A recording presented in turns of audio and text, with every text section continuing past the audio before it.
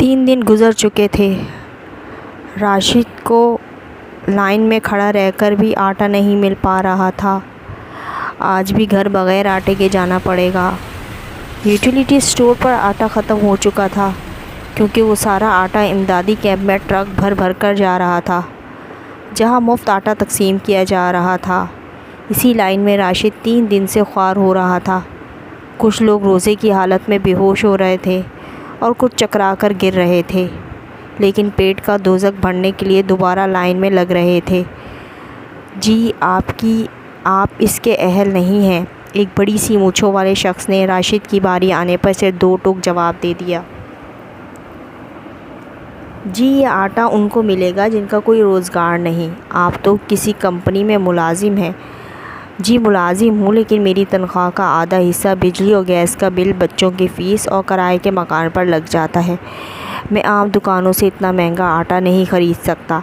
एक utility store से लेता था, वहाँ से भी आप लोगों ने आटा गायब कर दिया है और यहाँ मुफ्त के नाम पर आटा दे रहे हैं, वो भी इतनी ज़िल्लत उठा के कि किसी को मिल रहा है और किसी को नहीं मिल रहा। राशिद ने 3 दिन का गुस्सा इस आदमी पर निकाल दिया। अरे भाई, टाइम बर्बाद ना करें, हम तो मुलाजिम हैं, हमें जो कहा जाएगा वही करेंगे। ये कहकर मुलाजिम दूसरे अफराद की तरफ मुतवज्जा हो गया। राशिद मायूसाना कदम उठाते कैंप से बाहर निकल गया। आज फिर खाली हाथ जाना पड़ेगा। महीने के आखिर में तो इतने पैसे भी नहीं होते कि आटा ख़रीद सकूं। 3 दिन से बीवी बच्चे दाल पकाकर खा रहे हैं। राशिद की सोचें इसके कदमों को मज़ीद भारी कर रही थी। किसी के आगे हाथ फैलाते हुए इसे शर्म आती थी। बस एक अल्लाह ही से अपनी हाजात पेश करता था। अचानक कानों में एक आवाज़ आई, बाजी सूखी रोटी दे दो। राशिद ने आती हुई आवाज़ों की जानिब देखा, जहां एक फटे पुराने कपड़ों से मलबूस एक नौउम्र लड़का कंधे में बासी रोटी का थैला उठाए इधर उधर देख रहा था। राशिद सूरत से उसकी जानिब टपका और उससे पूछा कि ये बासी रोटी तुम कितने की दोगे? नौजवान ने उसे सर से पाँव तक देखा, हैरत से देखा। क्या तुम बासी रोटी लोगे? हाँ, मुझे ज़रूरत है, राशिद ने अपने तासुरात छुपाते हुए कहा। अच्छा, अगर ये बात है तो ऐसे ही ले लो। लड़के ने थैला इसी तरफ खोलकर आगे रख दिया।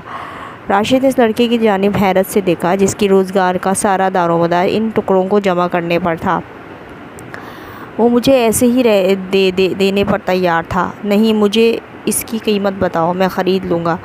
भाई ऐसे ही ले लो, मैं दोबारा जमा कर लूँगा, आपको ज़्यादा ज़रूरत है तभी तो आप बासी रोटी लेना चाहते हैं।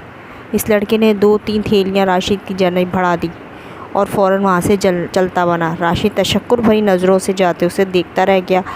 ये रोटी ही इसके बीवी बच्चों की भूख को बुझा सकती थी, लेकिन साथ ही इसके बारे में भी सोच रहा था कि बोसीदा कपड़ों में मलबूस दिल का अमीर शख्स